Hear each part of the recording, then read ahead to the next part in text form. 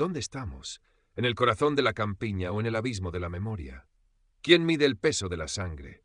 Más que el aceite de 1000 olivos centenarios, más que el honor susurrado en las plazas encaladas al atardecer. Isabel Moreno, a sus 50 años, sentía ese peso en los huesos, un lastre que ni el sol implacable de la campiña jienense lograba aliviar. El aire en la almazara familiar olía a fruto molido, a trabajo honesto, a generaciones que habían dejado su sudor entre aquellas viejas piedras. Era un olor que siempre la había reconfortado, el aroma de la estabilidad, del legado que sus manos curtidas protegían. Pero últimamente una nota agria se colaba en esa fragancia, un tufillo a miedo y a secreto guardado a la fuerza. El nombre de ese desasosiego era Mateo, su hermano pequeño. Isabel repasaba los libros de cuentas bajo la luz amarillenta de la oficina. Los números cuadraban, como siempre meticulosa, pragmática. Había heredado la almazara y la responsabilidad que conllevaba tras la temprana muerte de su padre, y la había mantenido a flote con esfuerzo y cabeza fría. Su marido Javier, un hombre de pocas palabras pero de mirada clara, la apoyaba desde la sombra, gestionando los campos de olivos que rodeaban el pueblo blanco de Valdecañas. Eran un equipo, una roca, o eso creía ella hasta que la sombra de Mateo empezó a alargarse demasiado. Mateo siempre había sido el ojito derecho de su madre, el niño tardío al que Isabel, casi una década mayor, había ayudado a criar. Encantador, risueño, con esa facilidad para meterse a la gente en el bolsillo y para esquivar responsabilidades. Vivía en la capital, Jaén, con empleos intermitentes y sueños de grandeza que nunca cuajaban. De vez en cuando aparecía por el pueblo pidiendo un empujoncito, un adelanto, favores que Isabel, atrapada en su rol de hermana mayor protectora, casi siempre concedía, a menudo a espaldas de Javier. «Es mi hermano, Javi. ¿Qué quieres que haga?», solía decir ella, encogiéndose de hombros, sintiendo ya entonces una punzada de inquietud. Javier fruncía el ceño, murmuraba algo sobre sentar la cabeza, pero respetaba, casi siempre en silencio, esa lealtad de sangre que él, hijo único, no terminaba de comprender. Aquella tarde de finales de agosto, el calor apretaba como una promesa de tormenta. El zumbido de las chicharras era casi ensordecedor. Mateo apareció sin avisar, como solía. Pero esta vez, el encanto habitual había sido reemplazado por una desesperación mal disimulada. Sus ojos, normalmente vivaces, estaban hundidos, rodeados de ojeras oscuras. Se sentó frente a Isabel, en la misma oficina donde ella luchaba con los números, y el olor a aceite pareció retirarse, dejando espacio a un hedor a tabaco rancio y a miedo. «Isabel, necesito ayuda. Gorda». La voz le temblaba ligeramente. No era un negocio nuevo, ni una inversión prometedora. Era algo oscuro, algo que le quemaba en la garganta al decirlo. «He hecho el idiota. Mucho. Tengo una deuda con gente, gente que no espera». No dijo la palabra juego, pero flotó entre ellos, densa y pegajosa como el chapapote. 30.000 euros. Una cifra que hizo que a Isabel se le helara la sangre a pesar del calor sofocante. 30.000 euros antes de fin de mes o habría problemas serios. Un escándalo que mancharía el apellido Moreno, el legado de su padre, el buen nombre que tanto les costaba mantener en Valdecañas. «Por la memoria de padre, Isa, ayúdame, te lo juro, esta es la última vez. Te lo devolveré todo, hasta el último céntimo. En 6 meses, palabra». La apelación a su padre fue un golpe bajo, certero. Isabel sintió como sus defensas, su pragmatismo, se resquebrajaban. Vio al niño asustado que había protegido tantas veces. Discutió con Javier esa noche, una discusión sorda, llena de reproches velados y silencios tensos. Javier desconfiaba, lo veía venir. «¿No ves que es un pozo sin fondo, Isabel? ¿Cuándo vas a aprender?». Pero la imagen de su padre, el miedo al qué dirán en el pueblo, el peso de la sangre, pudieron más. Al día siguiente, con el corazón encogido y mintiendo a Javier sobre el destino exacto del dinero, Isabel fue al banco. Hipotecó una pequeña parte de la almazara, la garantía que nunca pensó que tendría que usar. Le dio el dinero a Mateo, sintiendo un frío glacial recorrerle la espalda, mientras él le prometía con lágrimas en los ojos que todo cambiaría. 6 meses. Era una eternidad y a la vez un suspiro. Los primeros 6 meses fueron una lenta agonía de esperanza menguante. Mateo llamaba esporádicamente, siempre con excusas. «La cosa está a punto, Isa, un negocio de exportación que va a salir redondo. He tenido unos gastos imprevistos, pero en cuanto cobre... Tranquila, hermana, que yo cumplo». Cada llamada era un pequeño pinchazo de ansiedad en el estómago de Isabel. Veía la fecha límite acercarse en el calendario como una nube de tormenta. Javier, aunque no preguntaba directamente, la observaba con una mezcla de preocupación y resignación que la hacía sentirse aún más culpable y sola. El dinero que había apartado para renovar una de las prensas antiguas tuvo que desviarse para cubrir el primer pago del crédito que había pedido para Mateo. La almazara, su orgullo, empezaba a resentirse. Pasaron los 6 meses, y los 7, y los 8. La promesa de Mateo se disolvió como un azucarillo en café caliente. Sus llamadas se hicieron aún más escasas. Cuando Isabel conseguía hablar con él, su tono ya no era suplicante, sino esquivo, casi irritado. «¿Qué pasa, Isa? ¿Ya estás otra vez con eso? Parece que no confías en tu propio hermano. Te he dicho que te lo devolveré, ¿no?» Una vez incluso se atrevió a insinuar: «Además, a ti no te falta con la almazara. Siempre has tenido más suerte que yo». Aquellas palabras fueron como avispas, picándole en el orgullo y en la herida abierta de la traición. ¿Suerte? Llamaba suerte a levantarse antes del amanecer, a luchar con proveedores, a tener el peso de la responsabilidad sobre los hombros día tras día. La brecha entre ellos se ensanchaba, un abismo frío y silencioso. El murmullo empezó en el bar del pueblo, como suelen empezar esas cosas. Al principio comentarios vagos. El Mateo, el hermano de Isabel, dicen que anda metido en líos gordos por Jaén. Luego, las miradas de soslayo en la plaza, las vecinas que bajaban la voz cuando ella pasaba. Su hermana Carmen, siempre un poco envidiosa de la posición de Isabel como heredera principal, le soltó un día con falsa preocupación: «Oye, Isabel, ten cuidado con Mateo. Se oyen cosas. Siempre has sido demasiado blanda con él, y mira ahora, a ver si os va a salpicar a todos». Antonio, el otro hermano, más discreto pero igualmente distante, evitaba el tema, pero su silencio era casi tan acusador como las palabras de Carmen. Isabel se sentía atrapada en una red invisible de juicios y especulaciones. La vergüenza se mezclaba con la rabia y la impotencia. El «¿qué dirán?», ese fantasma que tanto temía, ahora le respiraba en la nuca. Una tarde, revisando unos papeles viejos en busca de una factura, encontró una carta arrugada en el fondo de un cajón. Era del banco, dirigida a Mateo, pero con la dirección de la casa familiar. Una notificación de descubierto, de deudas acumuladas en tarjetas de crédito, de préstamos rápidos online. La cifra total era mucho mayor de lo que Mateo le había confesado. Y las fechas demostraban que los problemas no eran recientes, que la bola de nieve llevaba tiempo rodando. El juego no era un desliz, era un patrón, una enfermedad. Se sintió estúpida, ingenua. La imagen del niño asustado se desvaneció, reemplazada por la de un hombre manipulador que había abusado de su confianza y de su amor fraternal.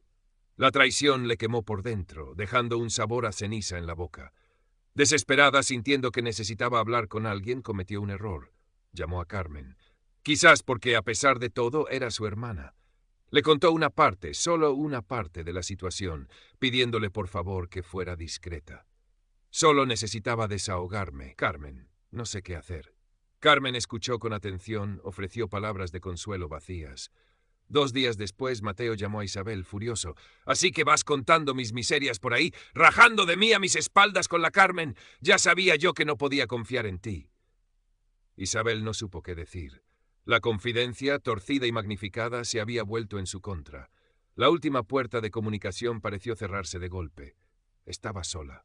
Más sola que nunca, con una deuda que no era suya ahogándola y una familia que se desmoronaba a su alrededor. El olor a aceite de oliva ya no le traía consuelo, solo el recuerdo amargo de su propia ceguera. Los meses siguientes se convirtieron en una lenta asfixia financiera y emocional. Isabel hacía malabares para cubrir los pagos del crédito, recortando gastos personales, aplazando inversiones necesarias en la almazara.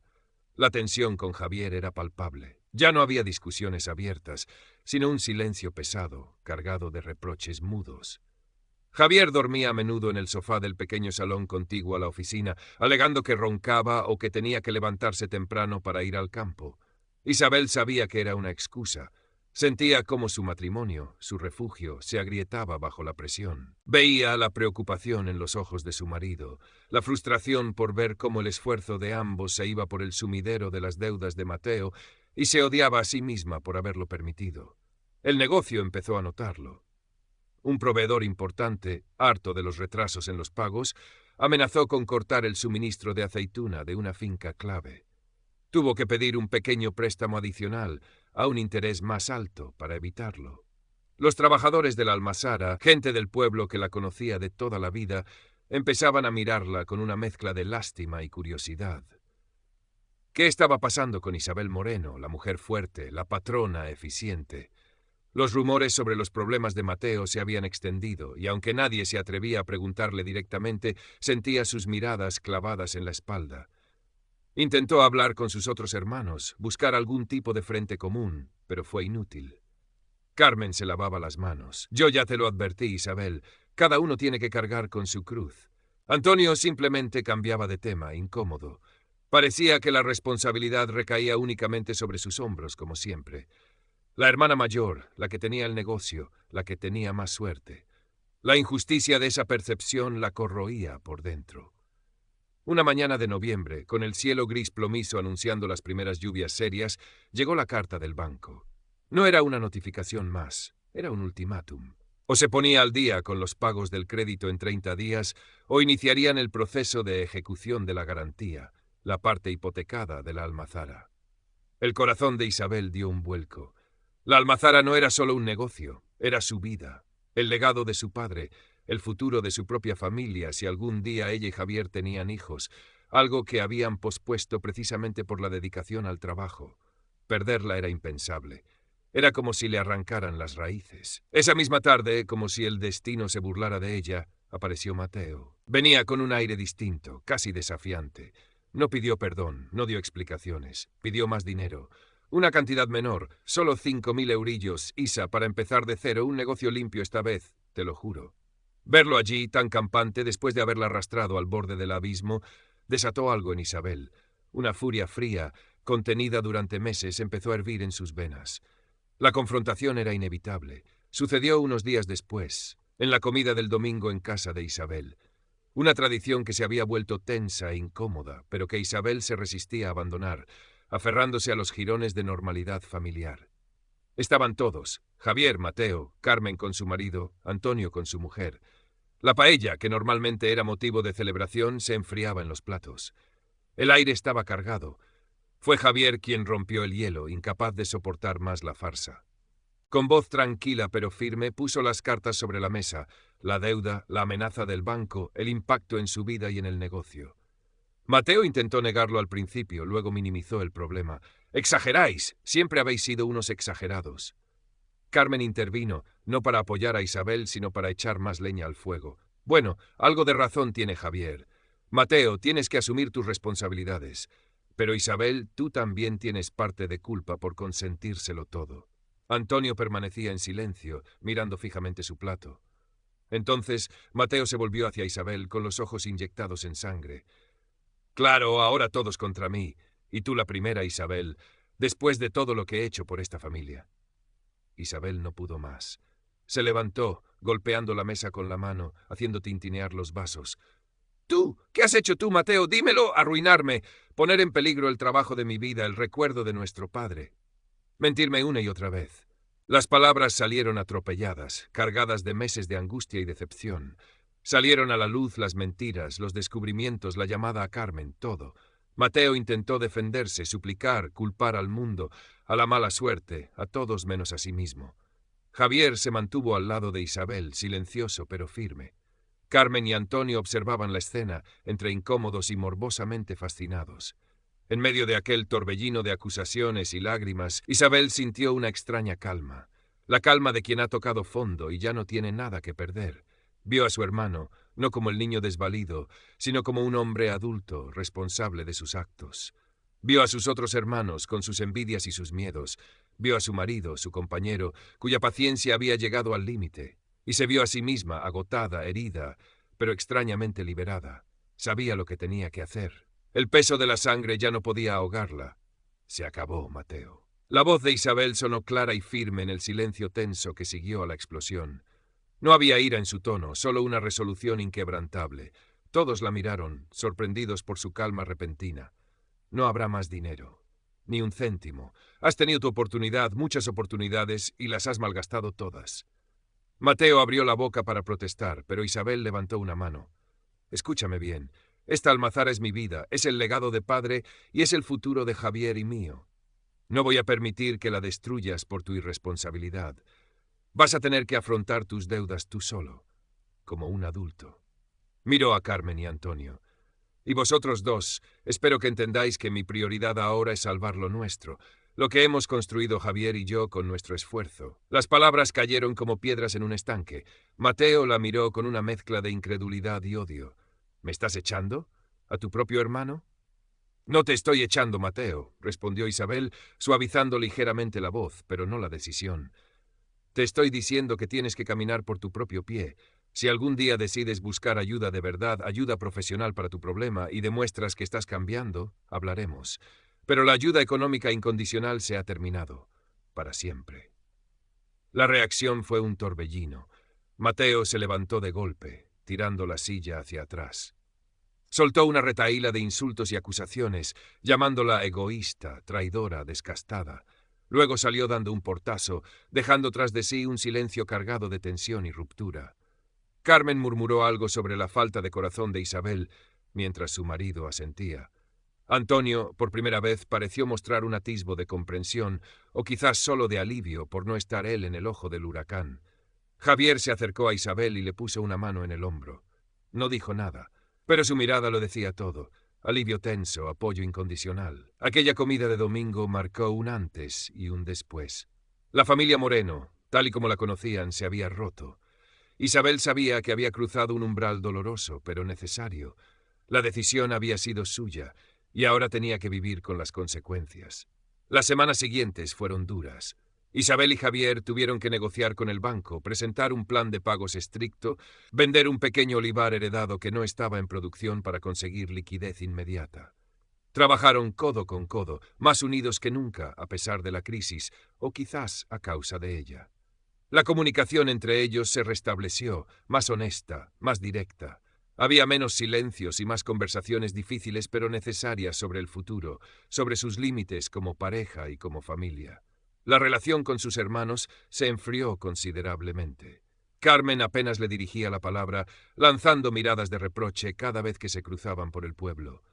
Antonio mantenía una distancia cortés pero evidente. Isabel lo aceptó con una mezcla de tristeza y resignación. Había elegido salvar su núcleo familiar, su hogar, y eso tenía un precio. De Mateo no supo nada durante meses. Los rumores que llegaban eran confusos, que había dejado Jaén, que había tocado fondo, que alguien lo había visto trabajando de camarero en la costa. Isabel evitaba preguntar. Le dolía la ausencia, la ruptura, pero sabía que había hecho lo correcto. Cada vez que entraba en la almazara, que sentía el olor del aceite limpio, que veía las máquinas funcionando, sabía que había protegido algo valioso, algo más importante que una obligación familiar mal entendida. Pasó casi un año. La situación económica de la almazara se estabilizó lentamente. Isabel y Javier recuperaron un ritmo de trabajo exigente pero satisfactorio. Una tarde, mientras Isabel cerraba la oficina, sonó su móvil, un número desconocido. Dudó en contestar, pero algo la impulsó a hacerlo. Cansada, apagada, pero sin el filo de la desesperación o la arrogancia. ¿Podemos hablar? Isabel sintió un vuelco en el corazón, una mezcla de aprensión y una diminuta chispa de esperanza. ¿Dónde estás, Mateo? En el pueblo, en la plaza. Le dijo que esperara, que iba para allá. Colgó el teléfono con manos temblorosas. Javier la miró desde el umbral de la oficina, interrogante. «Es Mateo», dijo ella simplemente. Javier asintió, sin añadir nada más. Sabía que este momento tenía que llegar, y que era algo que Isabel debía afrontar sola. Caminó hacia la plaza bajo el sol dorado del atardecer. El aire olía a jazmín y a tierra mojada por un riego reciente. Encontró a Mateo sentado en un banco de piedra, bajo los naranjos. Estaba más delgado, con el pelo más corto y algunas canas que antes no tenía. Vestía ropa sencilla, de trabajo. Levantó la vista cuando ella se acercó, y en sus ojos ya no había desafío ni manipulación, solo un profundo cansancio y una sombra de vergüenza. Se sentaron en silencio durante unos minutos, observando a los niños que jugaban cerca de la fuente. Fue Mateo quien habló primero. «Lo siento, Isabel». Las palabras sonaron sinceras, desnudas. «Siento todo el daño que te he hecho, a ti, a Javier, a todos». Le contó, sin excusas ni autocompasión, cómo había tocado fondo de verdad después de aquella comida. cómo había perdido el último trabajo que tenía, cómo acabó durmiendo en la calle un par de noches, cómo finalmente desesperado había entrado en un centro de ayuda para ludópatas. Llevaba casi 8 meses limpio. Había encontrado un trabajo fregando platos en un restaurante de un pueblo costero y estaba empezando a pagar algunas de sus deudas más pequeñas. «No he venido a pedirte dinero, Isa», dijo, mirándola a los ojos por primera vez. «Solo quería que lo supieras y pedirte perdón. Sé que quizás es demasiado tarde». Isabel lo escuchó en silencio, asimilando sus palabras. Vio el esfuerzo en su rostro, la fragilidad bajo la superficie. No sintió la necesidad de reprocharle nada más. El dolor seguía ahí, la cicatriz de la traición no desaparecería fácilmente, pero la rabia se había disipado, reemplazada por una compasión cautelosa. «Nunca es demasiado tarde para intentar hacer las cosas bien, Mateo», dijo finalmente, con voz suave. «Pero el camino es largo, y tienes que recorrerlo tú». Hablaron un rato más, de cosas triviales, del tiempo, de gente del pueblo. La conversación fue torpe al principio, pero poco a poco encontraron un terreno neutral. Isabel no le ofreció volver a casa, ni le prometió ayuda económica, pero le ofreció algo quizás más valioso en ese momento, la posibilidad de un futuro. «Si sigues así, Mateo, si demuestras que vas en serio, quizás podamos volver a ser hermanos, poco a poco». Mateo asintió con los ojos húmedos. «Gracias, Isa. Es más de lo que merezco». Cuando se despidieron, Isabel sintió una extraña ligereza. La herida no estaba cerrada, pero había dejado de sangrar. Sabía que la reconstrucción de la confianza sería un proceso lento y delicado, como cuidar un olivo joven. Requeriría paciencia, límites claros y la voluntad de ambas partes. Pero por primera vez en mucho tiempo vio una posibilidad, una rendija de luz al final del túnel. Volvió a casa mientras las luces del pueblo comenzaban a encenderse. Javier la esperaba en el porche. No le preguntó detalles, solo la abrazó. Isabel apoyó la cabeza en su hombro sintiendo la solidez de su presencia. «Creo que va a estar bien», susurró, «o al menos lo va a intentar». Esa noche, mientras miraba las estrellas desde la ventana de su habitación, Isabel reflexionó sobre todo lo ocurrido. Había aprendido, a la fuerza, lecciones dolorosas sobre la familia, el dinero y los límites. Comprendió que el amor fraternal no significaba cargar con las responsabilidades de otros hasta el punto de la autodestrucción. Que decir no a veces era el acto de amor más grande y más honesto. Que la sangre tira, sí, pero no puede ser una soga al cuello. Entendió también la importancia de la comunicación honesta, aunque duela. El silencio, las medias verdades, las suposiciones, solo habían envenenado las relaciones. Hablar claro, poner las cartas sobre la mesa, como había hecho Javier en aquella fatídica comida, era fundamental, aunque generara conflictos a corto plazo. Y aprendió sobre el perdón. No el perdón fácil que olvida, sino el perdón que acepta la imperfección humana, que reconoce el daño, pero elige no vivir anclado en el rencor. Perdonar a Mateo no significaba volver a confiar ciegamente en él, sino liberarse a sí misma del peso de la amargura. Current Part Characters 4000, Total Characters 1994.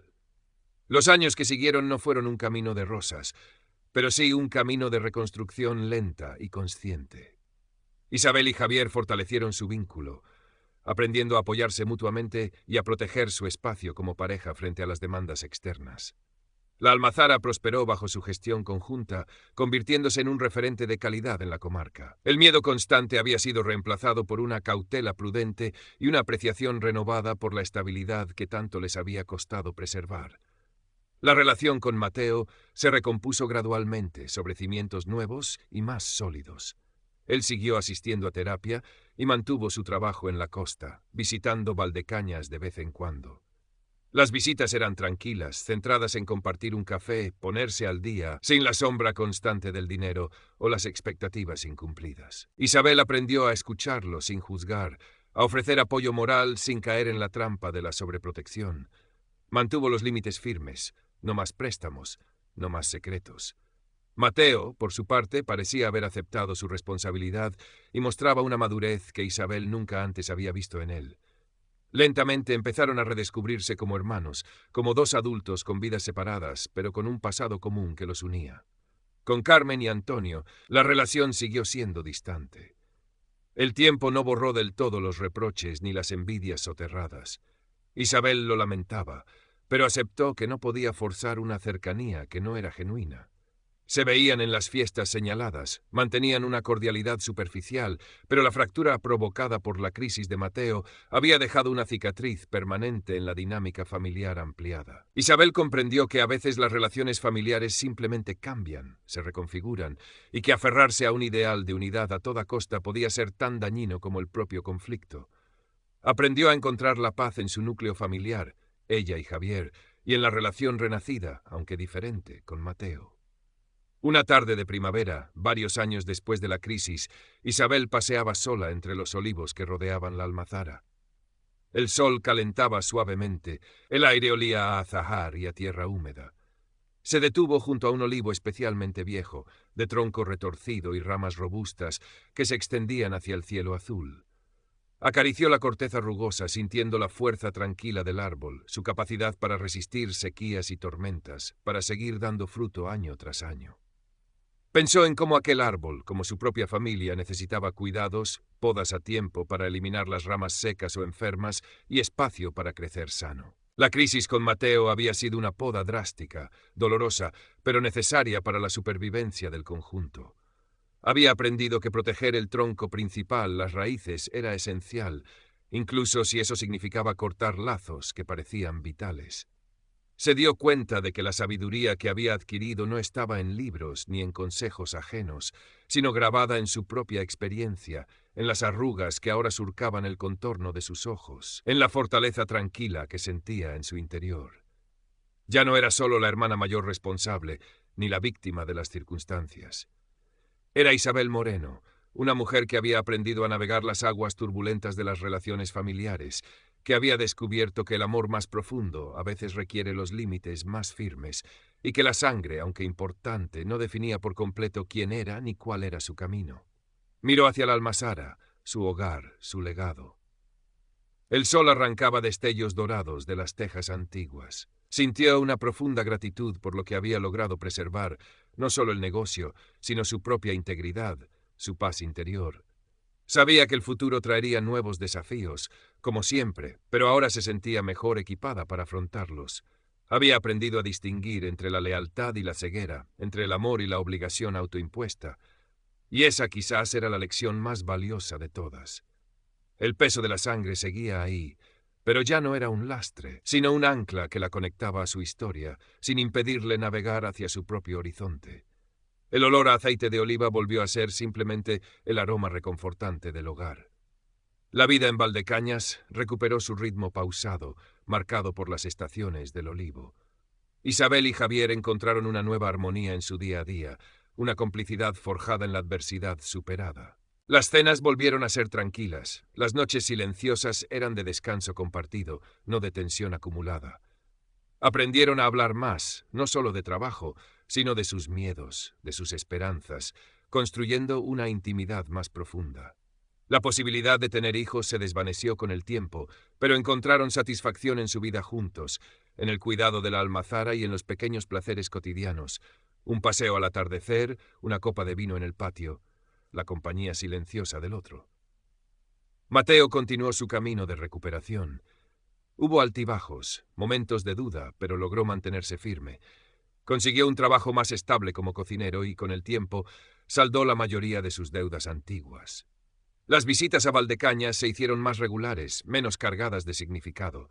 Se convirtió en una presencia tranquila en la vida de Isabel y Javier, un hermano con el que compartir una comida de domingo sin dramas, un tío algo torpe pero cariñoso para los hijos de Antonio, con quien también había logrado una tímida reconciliación. Se convirtió en una presencia tranquila en la vida de Isabel y Javier, un hermano con el que compartir una comida de domingo sin dramas, un tío algo torpe pero cariñoso para los hijos de Antonio. Con la relación con Carmen, sin embargo, nunca recuperó la calidez perdida. Se mantuvo en un terreno de cordialidad forzada, un recordatorio constante de las heridas que nunca cerraron del todo. Isabel observaba estas dinámicas con una perspectiva más serena. Aceptó que la familia perfecta no existía, que cada relación tenía sus propias complejidades, sus luces y sus sombras. Dejó de sentir la necesidad de arreglarlo todo, de mediar, de cargar con pesos que no le correspondían. Se centró en cultivar las relaciones que le aportaban paz y en mantener una distancia saludable de aquellas que seguían siendo fuente de tensión. Un día, mientras ordenaba viejos papeles en la oficina, encontró el pagaré que Mateo le había firmado años atrás, aquel que prometía la devolución de los 30.000 euros en 6 meses. Lo sostuvo entre los dedos, sintiendo el papel amarillento y quebradizo. Recordó la angustia, la rabia, la decepción, pero ya no sentía el mismo dolor punzante. Lo miró durante un largo rato y luego, con calma, lo rompió en pedazos pequeños y los tiró a la papelera. No era un acto de perdón total ni de olvido, sino de liberación. La deuda económica había sido saldada con creces por el coste emocional y la lección aprendida. Conservar aquel papel ya no tenía sentido. Era un ancla al pasado que ya no necesitaba. Años más tarde, cuando sus padres ya habían fallecido y ella misma empezaba a sentir el peso de la edad, comprendió aún más profundamente el valor y la fragilidad de los lazos fraternales. Se dio cuenta de que, a pesar de todo, sus hermanos eran los únicos que compartían con ella la totalidad de su historia, desde los juegos infantiles bajo el sol de Andalucía hasta las complejidades de la vida adulta. Eran el espejo en el que se reflejaban sus propias raíces. A veces, sentada en el patio al atardecer, observando los olivos que se teñían de plata bajo la luz de la luna, pensaba en la historia original que había desencadenado su propia crisis, aquella que le contó una amiga sobre una mujer coreana y su hermano. Historias similares, separadas por miles de kilómetros y culturas distintas, pero unidas por el mismo hilo conductor, la peligrosa intersección entre el dinero y los afectos familiares. Se preguntaba cuántas familias, en cuántos rincones del mundo, libraban batallas silenciosas como la suya, atrapadas entre la lealtad y la autopreservación. Comprendió que los secretos para navegar esas aguas turbulentas no eran fórmulas mágicas, sino principios forjados en la experiencia y el dolor. La necesidad imperiosa de establecer límites claros, incluso con aquellos a quienes más amas. La importancia de una comunicación honesta y directa, por difícil que sea. La sabiduría de saber cuándo ofrecer ayuda y cuándo permitir que cada uno asuma sus propias responsabilidades. Y la aceptación de que el amor familiar no siempre significa unidad incondicional, sino a veces simplemente respeto mutuo a pesar de las diferencias y las distancias. Isabel Moreno, la mujer fuerte de la Almazara, había aprendido que la verdadera fortaleza no residía en cargar con todo, sino en saber qué cargas soltar. Había aprendido a cuidar su propio jardín, a podar las ramas secas y a regar las que aún tenían vida, permitiendo que cada planta creciera a su propio ritmo, bajo el mismo sol, pero con su propio espacio vital. Y en esa aceptación, en esa paz ganada a pulso, encontró la verdadera esencia de la familia y el verdadero valor de su propia vida. El viejo olivo del patio seguía allí, testigo silencioso de su viaje, un símbolo de resiliencia, de raíces profundas y de la capacidad de florecer incluso después de la tormenta más dura. El tiempo continuó su curso inexorable en Valdecañas. Isabel y Javier envejecieron juntos, sus rostros marcados por las líneas de la experiencia, sus manos entrelazadas con la familiaridad de décadas compartidas. La Almazara seguía siendo el centro de sus vidas, pero habían aprendido a delegar más, a disfrutar de periodos de descanso, a saborear la tranquilidad que tanto les había costado conseguir. Viajaron un poco, redescubrieron placeres sencillos y encontraron una profunda satisfacción en la rutina estable y predecible que habían construido. Mateo se asentó en su vida en la costa. Nunca se casó ni tuvo hijos, pero encontró una especie de paz en su trabajo y en un círculo reducido de amigos. Las visitas a Valdecañas se mantuvieron, convirtiéndose en una tradición tranquila. A veces traía pescado fresco, otras simplemente aparecía para tomar un café y charlar un rato. La relación con Isabel se había transformado en una amistad adulta, teñida por el afecto fraternal pero libre de las antiguas dependencias y tensiones. Había respeto mutuo y una comprensión tácita de los límites que ambos habían aprendido a mantener. Isabel ya no sentía la necesidad de protegerlo y Mateo ya no buscaba su aprobación constante.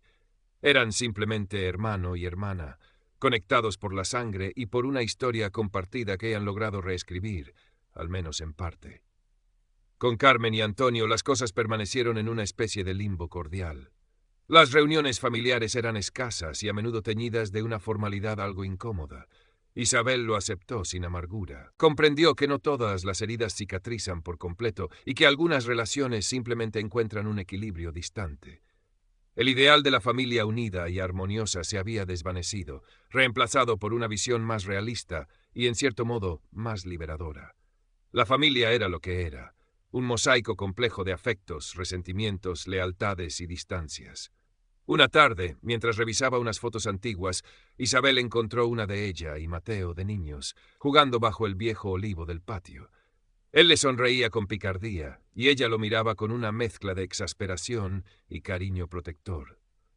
Sintió una punzada de nostalgia por aquella inocencia perdida, por la época en que los lazos familiares parecían simples e irrompibles. Pero la nostalgia no era dolorosa. Era el reconocimiento sereno de un pasado que había moldeado el presente, pero que ya no lo definía por completo. Se dio cuenta de que la lección final de su larga travesía no era solo sobre dinero o límites, sino sobre la naturaleza misma del amor familiar en la edad adulta. Descubrió que amar a alguien no siempre significa estar de acuerdo, ni siquiera estar cerca.